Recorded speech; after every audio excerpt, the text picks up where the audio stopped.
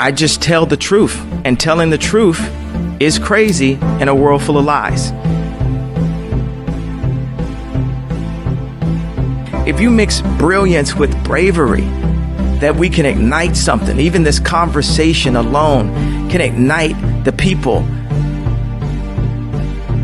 The time is now to express and for people to believe in themselves. The time is now for it to be okay to be great. People in this world shun people for being great, for being a bright color, for standing out. But the time is now to be okay to be the greatest you. Hey guys, what's up? It's your girl Kelly. We are back with another video. If you are new to the channel and you enjoy true crime stories, news, politics, all of that commentary that we do, please go ahead and hit that subscribe button, guys. I guarantee you, you would enjoy yourself over here, and I would very much appreciate you guys joining the family here. Thank you so much in advance. And if you're a returning subscriber or listener, thank you as always for being a friend, guys. I appreciate y'all so very much. Please interact with the video. Like it if you like it. Comment. You know, make sure you're subscribed. Hit the bell. Whatever you can do. I thank you so much, guys. I really do appreciate it, and it really helps me out. So today, guys, we're going to be talking about the Unabomber. Okay, I've been putting together this video for quite some time now. Trying to do as much research as I could. There's a Netflix show that is the Unabomber in his own words. You know, I would suggest if you guys are interested in this topic, check that out, you know, after you guys watch this video, obviously. But I'm going to break it down for the most part, you know, pretty well for you guys. So we're going to talk about who was the Unabomber, what he did, and, you know, there's some debate on whether or not, you know, he was actually right about his ideas. Obviously, he ended up killing people, so we can, you know, condemn that at all costs. We're not for killing people on this channel whatsoever. But was his ideas on the right path? We're going to talk about it, guys. So I want to know your opinions. Please leave them in the comments down below. And without further ado, let's get into it, y'all. The Industrial Revolution and its consequences have been a disaster for the human race.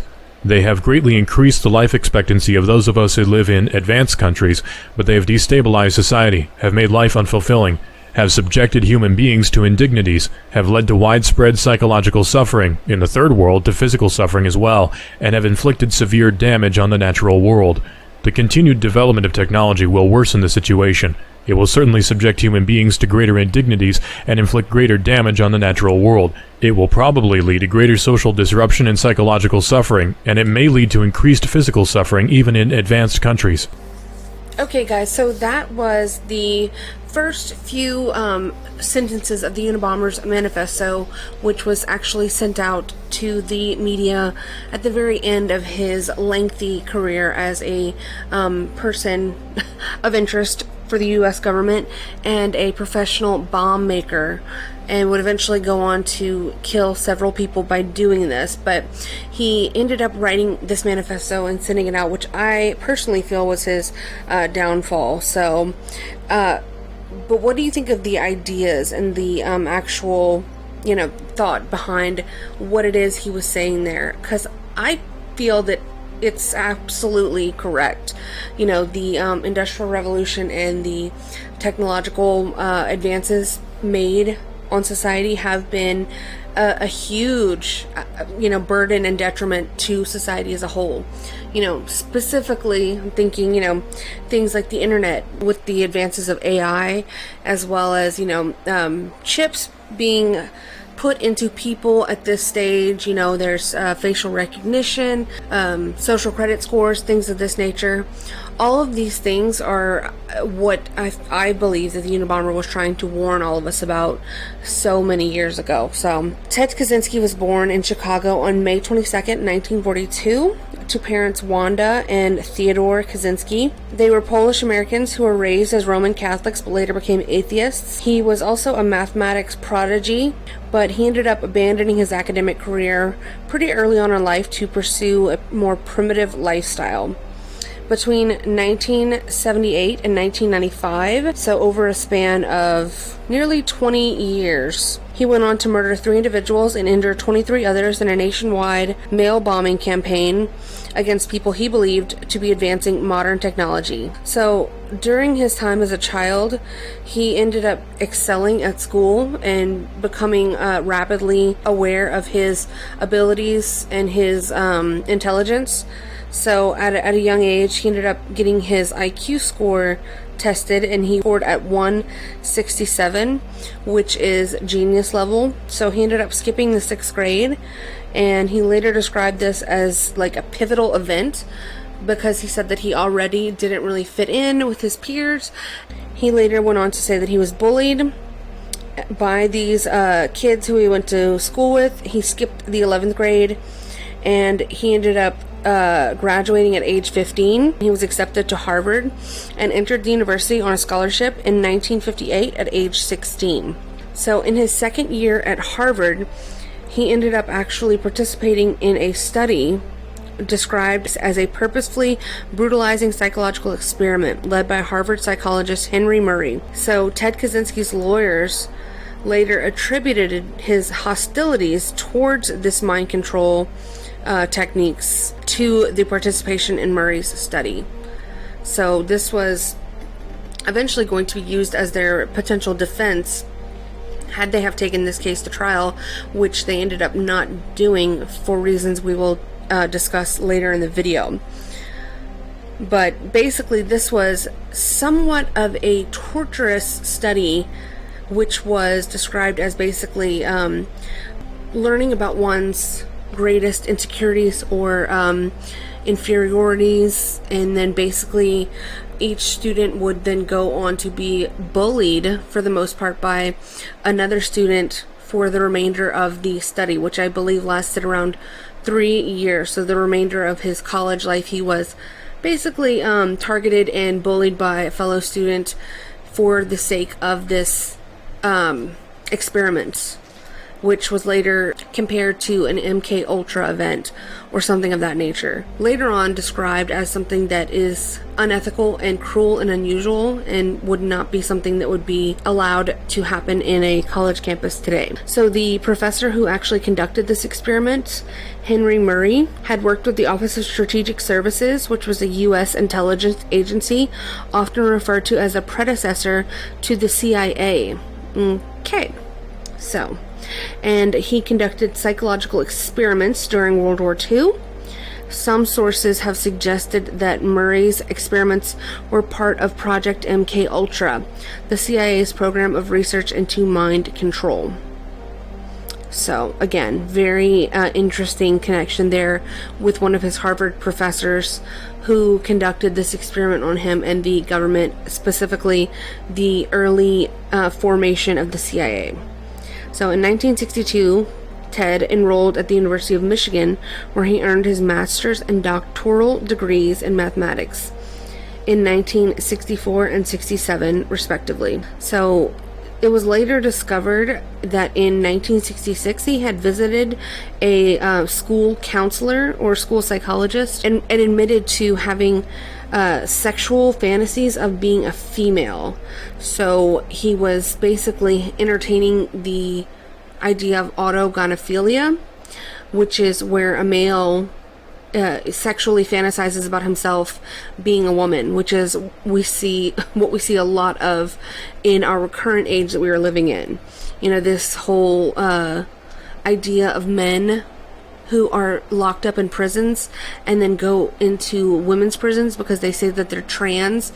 Those are either, they're sick individuals in any way, shape, or form you look at it. But a lot of times people have these desires, these autogynephilic desires, and they suppress them. And now that we have what we have now with this trans agenda movement, we see a lot more of that starting to creep out of the woodworks. And Ted Kaczynski wasn't really, sure or able to put a name to it at that point, but he did go and try to seek some sort of counsel or advice in regards to those feelings that he was having. But then he later described that he was waiting in the waiting room of this psychologist's office, and he became enraged because he ended up changing his mind, and he became so aggravated and angry towards a psychologist that he admitted to later having thoughts of killing this person, and basically was transferring all of his inner demons onto the psychologist, who really never even got to hear his thoughts about the feelings that he was having. This was just a person that, you know, happened to be the psychologist where he was going to school, and he never actually ended up confessing to these actual sexual desires that he was having. So in late 1967, the 25-year-old Kaczynski became an acting assistant professor at the University of California, Berkeley, and he taught mathematics there. By September of 1968, he was appointed as an assistant professor, and without any explanation, Kaczynski resigned on June 30th, 1969. So he was there a little under 2 years. And he later wrote about how his professor had urged him to try to stay, or tried to talk him into staying. And he basically looked at this as some sort of a joke, or this man as being foolish for trying to convince him to stay on as this assistant professor, because in his mind he had never actually had any intentions of staying and being a part of this regular, normal, everyday person's world. He was simply trying to earn enough money so he could go and live the way he truly wanted to live, which was out in the mountains, out in the wilderness, and in nature. So in 1971, he moved to a remote cabin he had built outside of Lincoln, Montana, and he wanted to live a simple life with little money and without electricity or running water. So he worked odd jobs, and he received financial support from his parents, who would occasionally send him money. So in an interview after his arrest, Kaczynski recalled being shocked on a hike to one of his favorite wild spots. So this is a quote that was attributed to him, quote, "It's kind of rolling country, not flat, and when you get to the edge of it, you find these ravines that cut very steeply into cliff-like drop-offs, and there was even a waterfall there. It was about a 2-day hike from my cabin. That was the best spot until the summer of 1983. That summer there were too many people around my cabin, so I decided I needed some peace. I went back to the plateau, and when I got there, I found they had put a road right through the middle of it. You just can't imagine how upset I was. It was from that point on I decided that rather than trying to acquire further wilderness skills, I would work on getting back at the system. Revenge." And that's exactly what he ended up doing. So from 1978 and 1995, Ted Kaczynski mailed or hand-delivered a series of increasingly sophisticated bombs that cumulatively killed 3 people and injured 23 others.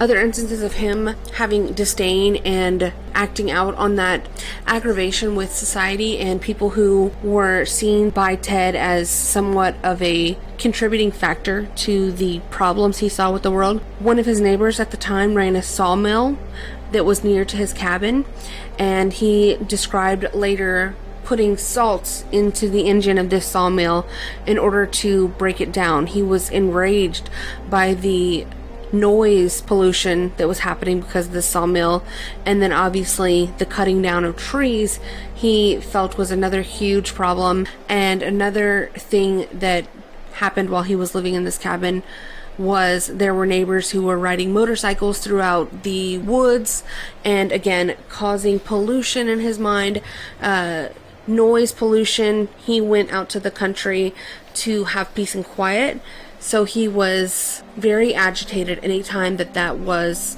interrupted on any level. So once he determined something to be a problem, he would take action. So that's exactly what he did. He ended up taking an axe to the cabin that belonged to these people who were riding these motorcycles or dirt bikes throughout the woods, and quite literally broke his way into the side of their cabin, and with the axe basically just tore a hole through their wall instead of going through the door or anything like that.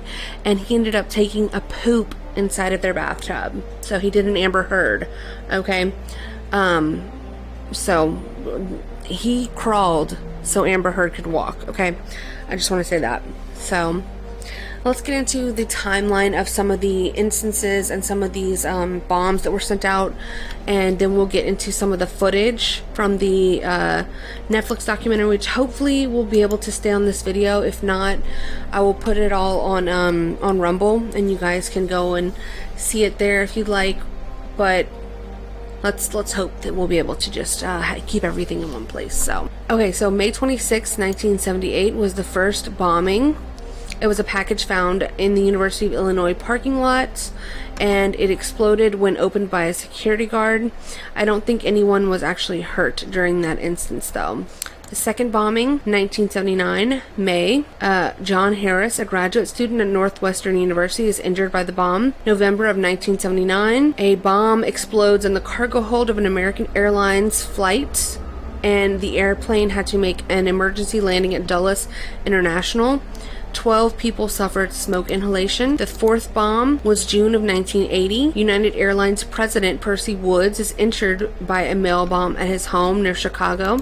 So October of 1981, a bomb was found in a classroom at the University of Utah in Salt Lake City, and I believe this one was actually not detonated. They were able to disarm this bomb before it actually exploded. So the fifth bombing was May of 1982. Janet Smith, a secretary at Vanderbilt University, is injured by a bomb mailed from Brigham Young University in Salt Lake City, and the addressee was Patrick Fisher. So July of 1982, the sixth bomb was sent to a professor at UC Berkeley, Diogenes. Okay, this guy right here was injured. Okay, so on August 1982, Ted Kaczynski sets fire to logging equipment 10 miles from his home, causing $75,000 in damage. So I believe this might have been the same neighbor that he had previously put salt into the engine of their sawmill. So he was very adamant about keeping this as far away from himself as possible. And so I think it was really quite obvious. It makes you wonder how the FBI took so long to find this man. I mean, if they had just been looking at the clues, it probably would have drawn a big circle around his cabin there. So the seventh bombing was May 1985. John Hauser was injured by a bomb at UC Berkeley. So the eighth bombing was November 1985. On November 15th, a package bomb mailed to the University of Michigan injures Nicholas Swano, and it was sent to a professor there, James McConnell. The ninth bomb was December 1985. Hugh Scutton is killed by a bomb near his computer store in Sacramento. The 10th bombing, Gary Wright is injured by a bomb left in a computer store parking lot in Salt Lake City. An eyewitness account of a man in a hooded sweatshirt becomes the famous Unabomber sketch, which this was the initial sketch right here. That was the 10th bomb. The 11th bombing was June 1993. Charles Epstein, a geneticist at the University of California at San Francisco, is injured by a bomb sent to his home. The 12th bomb was June 1993. David Gillentern, a computer scientist at Yale University, is injured by a package bomb. 13th, December 1994, advertising executive Thomas Moser is killed at home in North Caldwell, New Jersey, by a package bomb mailed from San Francisco. The 14th, April 1995, California Forestry Association President Gilbert Murray is killed opening a package bomb at the association's Sacramento headquarters. So, September 19th, 1995, was when the Unabomber's manifesto was published by the Washington Post and the New York Times, and he sent this promising to stop his attacks if they published it, which was his fatal flaw and his fatal mistake, as it would turn out. So after many months, the FBI would be trying to locate different clues from this manifesto. They were trying to track down certain people. There was an indentation on one of these letters that was sent to the either the press or the FBI directly, where basically after he had written the manifesto, he typed it up on a typewriter, and then accidentally, or maybe on purpose, it's really unknown, wrote something on top of it to where it left an indentation in the paper. And the FBI spent several months trying to track down a person that was mentioned in this indention writing to no avail. But finally, after being published by the newspapers, they were flooded with tips about different people who were trying to allege that they knew who had written this manifesto based on the ideas and the writings, but they had something over 2,000 tips as far as people who had thought that they knew who this Unabomber was. And Ted Kaczynski was actually on the list because, as it turned out, his brother was married to a woman who recognized the writing style and the ideas that were in the manifesto after reading it. And she, a women's intuition, whatever you want to call it, basically urged the brother of Ted Kaczynski, David Kaczynski, to reach out to the police and to turn his brother in, which, I don't know. I was watching the documentary and I have to admit, I was kind of annoyed by this woman because I just, you have to see it, the relationship, the way that his brother described his relationship. They were very important to one another, and I'm going to let you guys hear what Ted had to say about it as well. He ended up conducting about, I think one in-depth interview throughout the course of his life after being arrested. And this documentary is actually all in his own words. Literally, they used this entire interview to narrate parts of this documentary. So it's fascinating. But yeah, I don't know how I feel about the wife of the brother, urging him to turn his own brother in, and this would ultimately cause the fracture of their relationship. And Ted held great disdain for his brother for doing this, till the end of his life. So, and again, it's a conflicting feeling with the Unabomber, because obviously I know that he killed people and hurt people, which is horrible, and it should never come to violence. For some reason, I just have a soft spot for this man, and I'm not really sure why. Maybe it's his disdain for authority or the technological advances that society has made that I agree with, that, have me feeling some sort of empathy towards him, and his overall demeanor just seems like a person who is not this cold-blooded killer.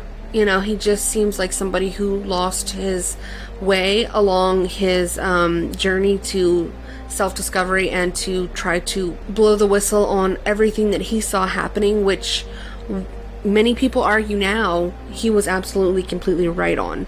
So let's hear a little bit of the interview that he gave to Netflix and this person who interviewed him, and I want you guys to let me know what y'all think. You would expect, if you had suspected David of being the Unabomber, right? After all the years that you haven't been communicating very regularly, what would you have done? I would have kept it to myself. Is that what you feel he should have done? Yeah. And what was your reaction to that when you first hear that David is involved in turning you in? What does that feel like? Well, obviously I resented it. There was another strain to my feelings there. I don't know if I can explain it properly, but in a way I was almost glad, because my own brother turning me in a sense, made me feel good. How so? Well, I mean, it's that you had eluded everyone but someone who knew you well, I didn't say I eluded anyone for anything. I mean, I pled guilty, but that was because I was forced to do so. But it was that,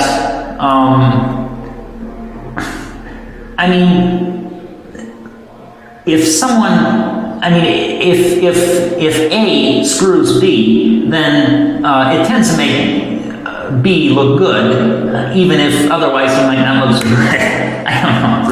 Right. So maybe that was perhaps an ignoble thought on my part, but that thought was present, I have to admit. Okay. There's sort of different levels of how you feel about your life. Let me try to explain it this way. When I was living in the woods, there was sort of an undertone, an underlying feeling that things were basically right with my life. That is, something might go wrong, I might have a bad day, I might screw something up, I might break my axe handle and do something else, and everything would go wrong, but still, somehow, underneath the superficial unhappiness or bad feelings, there was an underlying feeling that my life was right. I was able to fall back on the fact that here I was, a free man in the mountains, surrounded by forests and wild animals and so forth. And this made my life right, even if things were, for the time being, going badly. Here it's the other way around. I'm not depressed or downcast, and I have things to do that I consider productive, like working on getting this book out. And yet, the knowledge that I'm locked up here and likely to remain so for the rest of my life is, it ruins it. It's the undertone in this case is an extremely bad one, and I don't want to live long. I would rather get the death penalty than spend the rest of my life in prison. Would you take your own life, given the opportunity? I will not comment on that. Okay. I mean, on a superficial level, it isn't really that bad. Right. Just the knowledge that I'm locked up and I'm not free, sort of, it's just, to me, it's just not a life worth living. Right. What do you say if you have a retrial? So, what do you guys think of that? I'm curious to know what y'all think of the idea of prisoners being locked up, like in a supermax, or when they get put in protective custody, or in the hole. There's many different circumstances where a prisoner might be locked up in a cell for 23 hours out of the 24 hours of the day, with only 1 hour to get out, take a shower, do all of these things, and then you go right back and you're in a cell all by yourself. And what do you guys think about that? Because I think that's like it's horrific. The idea of that is so, daunting to somebody like me, and I think that it's cruel and unusual. I think it really goes against constitutional rights for people, no matter who they are. I think everyone should be allowed time outside. I think the benefits of allowing sunshine on your body, fresh air into your lungs, seeing grass, seeing nature, seeing a tree, seeing the clouds in the sky, the impact it can have on your psyche and your overall well-being is monumental, and it is not to be understated whatsoever. So I don't agree with the idea of keeping people in a cell. And maybe, if they're like totally uncontrollable and just every single time you take them out, they get violent, or, they become a danger, maybe that person needs to be strapped to a gurney somewhere. But I just think for people like this, and for most anyone, I think that they should be allowed time outside, like in an actual outside environment, not just in a rec room somewhere, but fresh air and fresh sunlight. It would just, I don't know. I don't think that that's right to deprive people of the outside world in that way. Obviously they're in prison, they're not going to get out, and that's fine. I have no problem with that. I have no problem with the death penalty. But like he was saying, being locked up the way that he was, that's no life worth living. So why are we doing it? Why are we keeping these people alive just to torture them in that way? I think that's just sick, in my opinion. So I would love to know what you guys think on that. I just thought that was an interesting tidbit. And then him saying no comment to whether or not he would ever kill himself. We'll put a pin in that idea, because I'll give you guys the most recent update on where Ted Kaczynski is now at the very end. So, terrorizing the country with bombs, is reaching out to tell his story. Ted Kaczynski, known as the Unabomber, apparently sent a handwritten letter to at least one journalist. In it, he says he wants to speak about his mental health. His attacks killed 3 people and injured 24 others. Kaczynski was captured in 1996. Anna Werner has been covering the Unabomber case for years. Anna, good morning. Good morning, Charlie. The letter addressed to New Yorker writer Lawrence Wright has likely been sent to several other journalists. In it, Ted Kaczynski attacks his brother, who helped authorities end the bombing spree. Kaczynski once again stands by his belief that he is not crazy. In a handwritten letter, Ted Kaczynski, otherwise known as... I absolutely do not think he's crazy at all. He was adamant also about this point during trial. He was very, very specific and very adamant with his attorneys that he would not be doing that. And he was not crazy. He was actually a genius. You know, this was his thinking. And he wasn't acting on the whims of a madman. He was acting in a very deliberate and a very methodical way that took a lot of time, effort, and ingenuity. So he did not want those things to be discredited by simply playing them off or passing them off as, the happenings of a madman or of a lunatic, So, and this ultimately led to him pleading guilty and taking a plea deal instead of taking it all the way to a trial. They got very close to actually going all the way, but once he learned that his attorneys were going to be using this experiment that he went through during his college years, this would basically allude to the fact that he was not in his right mind whenever he committed these crimes. He was totally against that and ended up basically taking his destiny into his own hands and pleading guilty to all of these crimes in order to avoid being found to be incompetent in some way or being found to be insane in his actions. So he was adamant about, the way that the record would stand and the way that history would end up telling his story as a person who knew what he was doing and had deliberate actions and had a message that he was trying to portray. The Unabomber writes, I am ready to speak to someone from the media regarding my brother's recent comments and how they are being used to torment me. Kaczynski listed his preconditions for granting an interview, including tell me who you are, why I should trust you, and affirm that you understand that I am not mentally ill. The FBI says an American Airlines 727 with 80 persons aboard landed safely today at Washington's Dulles International Airport after a small bomb exploded in a mail pouch in the cargo hold. For nearly 2 decades, Kaczynski sent bombs through the mail, killing 3 people and injuring 24 more. He was captured in April 1996 and sentenced to 4 life terms. In the letter, Kaczynski refers to his brother David, who helped investigators identify him as the Unabomber.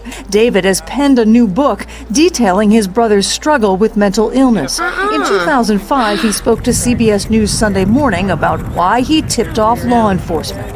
Clearly, he had to be stopped, and I don't think there was any other way to stop him. I sometimes think, maybe earlier in his life, he was my older brother. Maybe if I had recognized how seriously disturbed he was, I could have been more helpful to him. Kaczynski has reached out from behind bars through handwritten letters before. Psychologist Dr. Stephen Diamond has studied Kaczynski's case. It may very well be some kind of a repetition of his trying to be heard and gain some recognition. We spoke with Lawrence Wright, the New Yorker writer who received the letter from Kaczynski. Wright tweeted out an image of the letter on Sunday with the caption, "The Unabomber reached out, saying, 'Thanks, Ted, you're not nuts at all.'" He described that as purely sarcastic and says he has zero interest in an interview. We also reached out to David Kaczynski, who has yet to respond. Nora? Okay, so a journalist has zero interest in interviewing the Unabomber. Okay, great job. You're doing great. No. People are so idiotic, I swear. I mean, he should have sent the letter to Megyn Kelly. She would have interviewed him. I mean, if you're a journalist, you should be willing to interview anybody. I mean, that's like the point of journalism, right? It's like, doesn't matter what he did. It's not like you're condoning it. It's not like you are putting your stamp of approval on the Unabomber, okay? You're just interviewing him because you want a story, right? You want to tell this man's story. And for him to sit there and mock him like that on Twitter, disgusting. I'm sorry, but yeah. I'm not trying to simp for the Unabomber right now. I really am not. I just think I don't know, especially after all of the glowing things that he said about his brother in the Netflix documentary and how he respected him. He, went through this big struggle about whether or not he should turn him in, and it was just like this huge turmoil for him. And then to go against his wishes and to ultimately call him mentally ill, you can think that what he did was crazy, but the man wasn't mentally ill. I mean, I think he made that very clear. And even up to the end, he was coherent. He was obviously not somebody who was just off their rocker. People do crazy things all the time. Doesn't mean that they are crazy. So I think that all these people who mock him and who just stick up their nose at him, those people are no better than anyone. Okay, so it's like I don't find those to be any sort of valid arguments or attitudes to have towards this man who wasn't just a serial killer and senselessly butchering people. Like he, did things in a very horrible way, in a very evil and heinous way, by targeting individuals and killing them. There was an underlying message, and it was a good message. If only he had not carried out his acts in the way that he did, I mean, we would probably be revering him as one of the great minds of this generation and of the past century, truly. So, okay, let's get into a few more of his statements from the documentary. This is the part hopefully won't get cut out, and then we'll get on out of here, guys. But I want to know your thoughts. Please let me know in the comments. I'm really not trying to be a simp for the Unabomber, I swear, but it's like hard. I don't know. I have this soft spot for him. I cannot help it. I cannot. My writing and his writing were very similar. I was practically alone in the world. It's just I was mad. He comes right out and says it. I was going to work at feedback the system. Revenge. People don't believe a revolution is possible.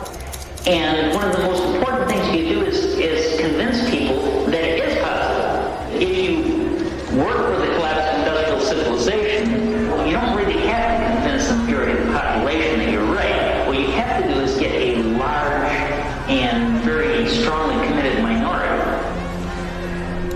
So, very interesting thoughts there by the Unabomber, and there's a lot that I disagree with him about. Obviously, anarchy is not a legitimate form of having governance, and I do believe that there is some of that needed if you want to have a functioning society.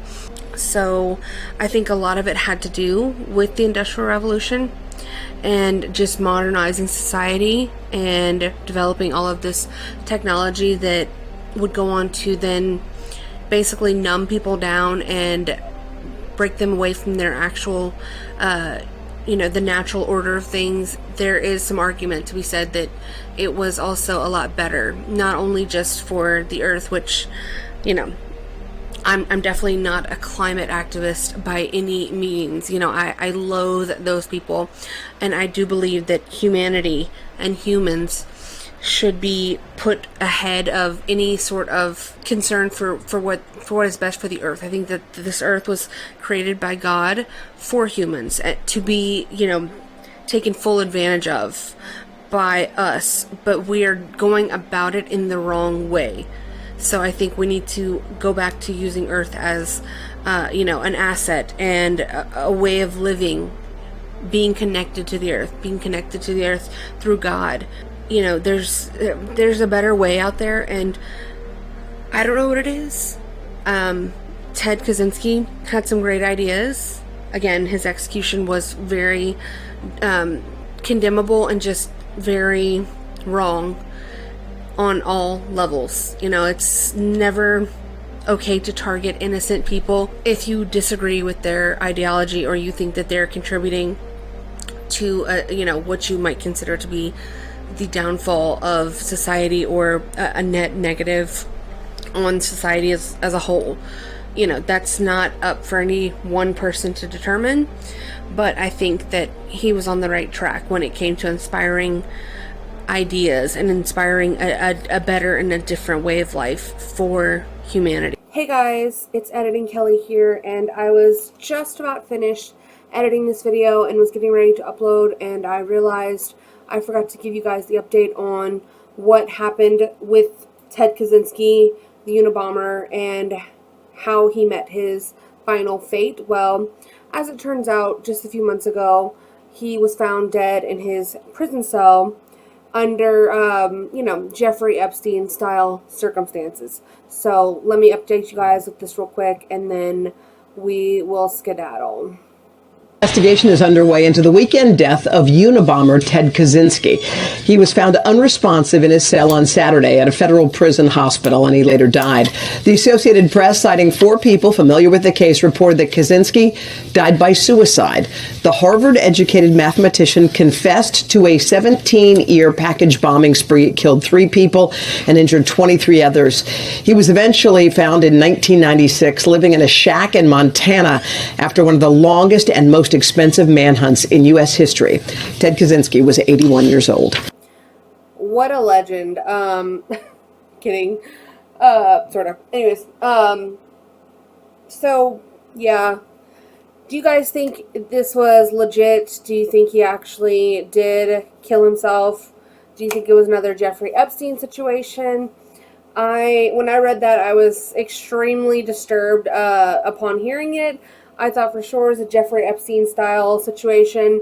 But then I heard that interview where I mentioned previously in the video about how he answered that question, saying, he didn't want to divulge whether or not he would ever off himself.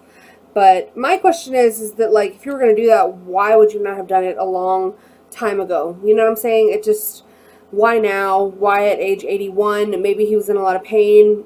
Who knows? So he was found dead at 81 Saturday in his North Carolina prison. The Federal Bureau of Prisons confirmed he was transferred there from maximum security in Colorado because of his declining health. So rest in peace to Ted Kaczynski.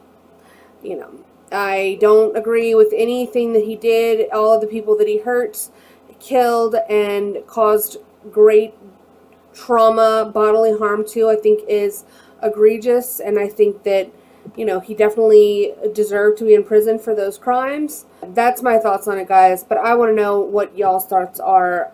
Did he do this, or was it a government setup situation? What are your opinions on that? What do you guys think? Let me know in the comments, guys. And please like the video if you liked it, and subscribe to the channel if you want to see more content like this. I would very much appreciate you guys joining me in that regard. I think it'd be a real fun time for everyone. So yeah, guys, y'all let me know what y'all thought about it. Again, I will link everything in the description if you guys want to look more into it. But y'all let me know. And yeah, guys, take it easy, and until next time, I will see y'all later. Bye. I just tell the truth, and telling the truth is crazy in a world full of lies.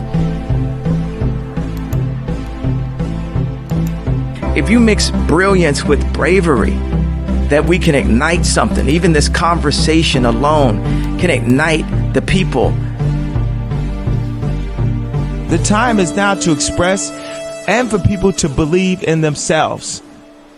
The time is now for it to be okay to be great.